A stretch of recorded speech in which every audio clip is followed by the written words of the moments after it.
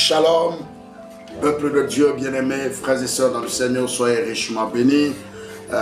Nous sommes encore très contents de vous accueillir sur notre chaîne Royal Bright TV, là où la parole révélée de Dieu transforme les vies. Amen. Permettez-moi de dire un mot de prière au Seigneur. Dieu bien-aimé, je te loue, je t'élève encore pour ton amour et ta grâce, tu es tellement merveilleux. Gloire et honneur à toi pour tout ce que tu fais pour nous. Tu nous as choisis comme ton peuple et tu nous conduis par ta main puissante. Sois élevé, Seigneur Jésus, ô Père, pour ta grâce sur nos vies. Nous sommes à toi. Viens, Seigneur, bénis nos âmes encore une fois dans le nom de Jésus-Christ. Amen. Alors, shalom à vous. Ici, c'est votre frère, le pasteur Élisée Sohou. Ravi d'être ensemble avec vous encore sur cette chaîne que le Seigneur a inspirée dans le but de nous édifier et de nous aider dans notre marche avec lui. Alléluia. Parce que très très bientôt, celui qui doit venir viendra, il ne tardera pas. Amen.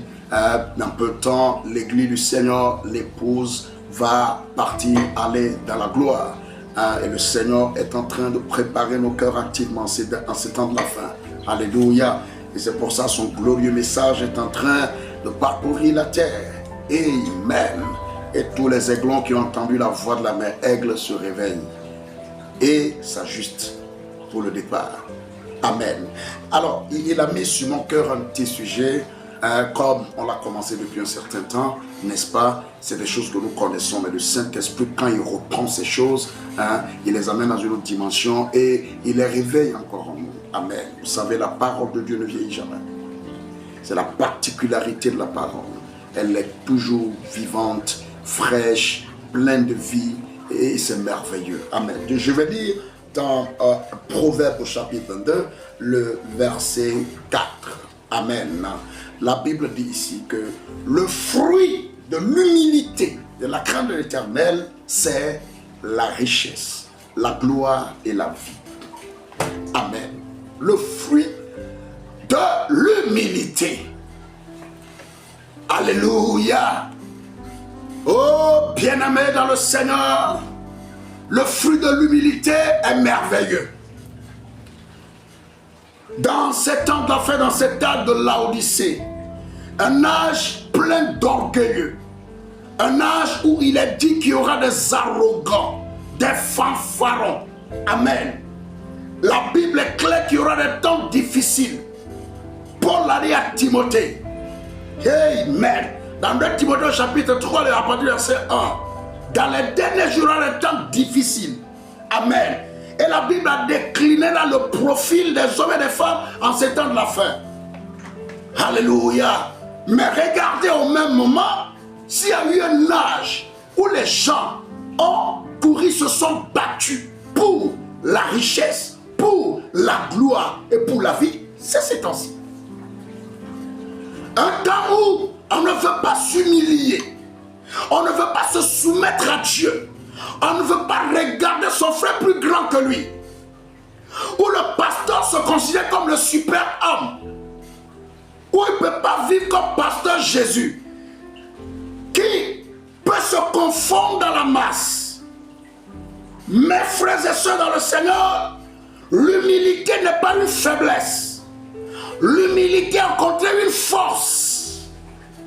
Dans la vie chrétienne, l'humilité ouvre les portes des faveurs, ou je vais dire la faveur divine.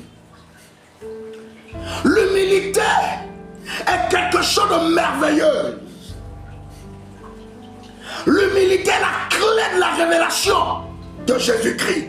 Elle permet d'accéder à la révélation de Jésus-Christ. Frères et sœurs dans le Seigneur, la parole de Dieu est très claire ici. Que le fruit de l'humilité est la richesse, c'est la gloire et c'est la vie. Tous les humains sur terre, nous tous, cherchons la vie. C'est pour ça que nous mangeons, nous buvons, nous allons à l'hôpital pour maintenir la vie physique en nous. Et au-delà de cette vie physique, il y a une autre vie. Tout le monde veut être élevé. le monde cherche la gloire, qui est celui-là qui ne veut pas la richesse, vivre l'abondance, qui ne veut pas avoir de l'argent, acheter tout ce qu'on veut, porter tout ce qu'on veut, aller où on veut, tout le monde. Et la Bible est très claire que le fruit de l'humilité, c'est la richesse, c'est la gloire et c'est la vie. Frère, la parole de Dieu est claire. Dieu a dit dans Jacques au chapitre 4, verset 6 clairement que Dieu résiste aux orgueilleux, mais il fait grâce aux humbles. Prenez l'exemple de notre berger Jésus-Christ. Comme j'aime souvent le dire, il est le modèle parfait et absolu. Jésus-Christ est notre modèle, le repère, le vrai. Pas un pasteur. Et la Bible déclare en Philippiens au chapitre 2 que quand il vivait sur la terre, il était Dieu, il est Dieu. Mais il n'a pas regardé cela comme une proie arrachée. Il s'est humilié jusqu'à la mort. Et la mort de la croix. Une mort de problème d'ignominie. Car la Bible dit maudit soit celui qui est pendu au bois. Et la parole de Dieu est claire, Philippiens 2. La Bible demande que les mêmes sentiments qui étaient en Christ soient en nous. Amen. L'humilité est une vertu puissante. C'est ce que le Seigneur a mis dans mon cœur, sur mon cœur à te dire. Bien-aimés frères et sœurs, soyons humbles.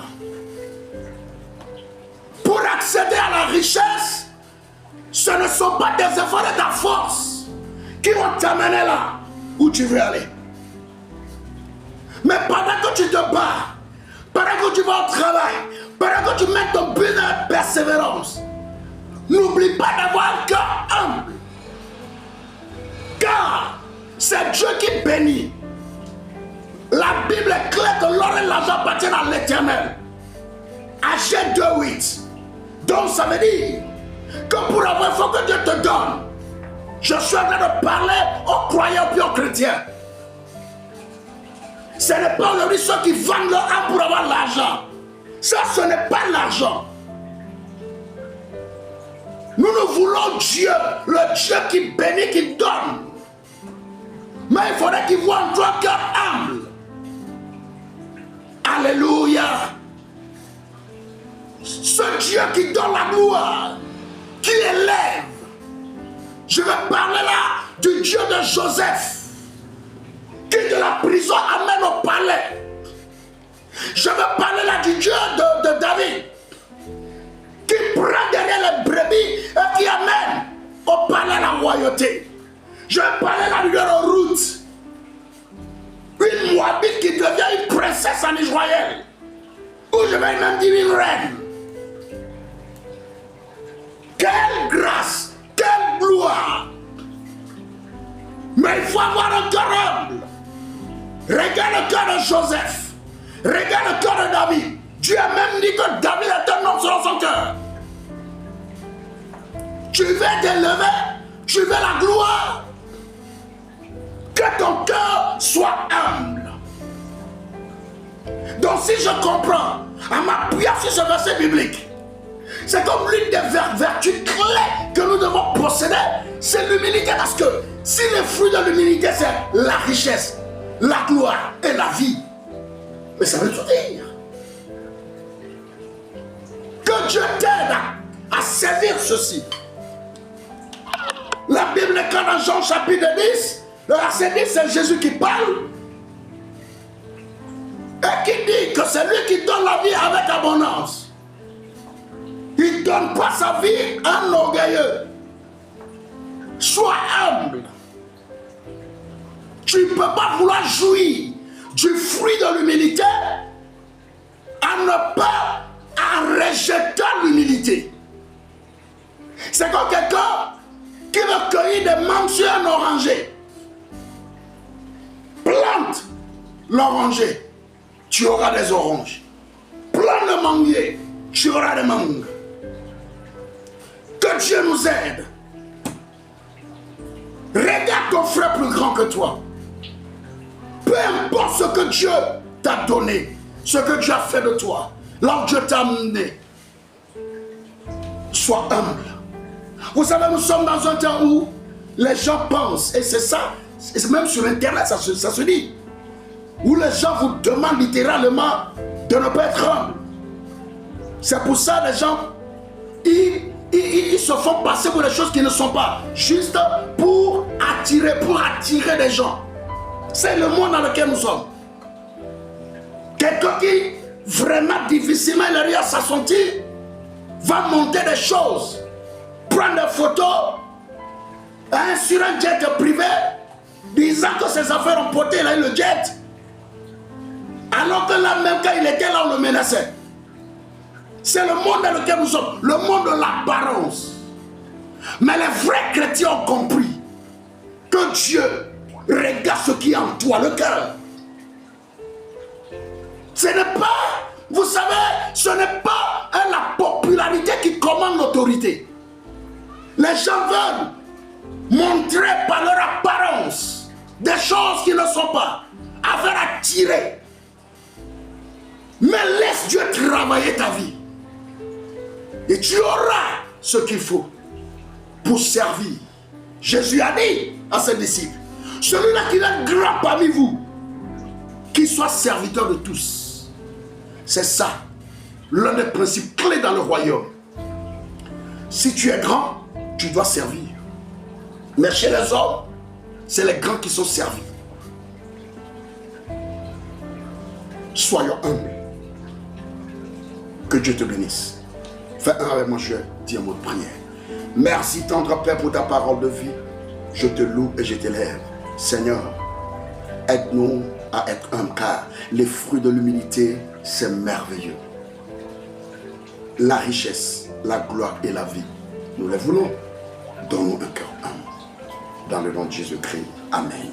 Et d'ici là, porte-toi bien, que la paix, la grâce du Seigneur se repose sur toi. Nous sommes ensemble. Shalom.